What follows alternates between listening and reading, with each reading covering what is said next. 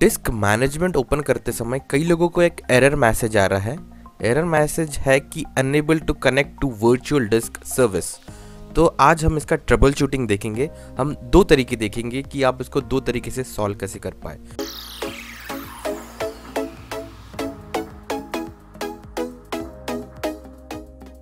तो सबसे पहले आपको क्लिक करना है स्टार्ट पे, यहाँ पे सर्च करना है सर्विस, यहाँ पे सर्विसेज ओपन करेंगे। इसके बाद जाना है नीचे नीचे, स्क्रॉल डाउन करेंगे और सर्च करना है अपने को वर्चुअल डिस्क। जैसे वर्चुअल डिस्क देखा आपको डबल क्लिक करना है। देखिए यहाँ पे एक ऑप्शन है स्टार्ट, तो इसको सिंपली करना है स्टार्ट। देखिए स्टार्ट हो गया, फिर इसको करना है ओके। देखिए वर्चुअल डिस्क अभी कहा गया, वर्चुअल डिस्क देखिए वर्चुअल डिस्क अभी रनिंग दिखा रहा है।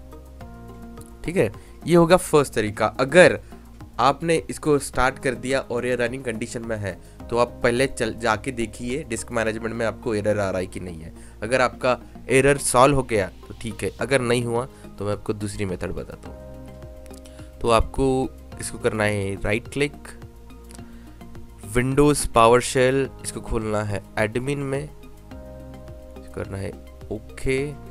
सो एक मैं आपको कमांड लिख के दूंगा डिस्क्रिप्शन बॉक्स में, तो ये डिस्क्रिप्शन बॉक्स से कमांड कॉपी कर लेना, यहाँ पे कर लेना पेस्ट, इसको करना है एंटर।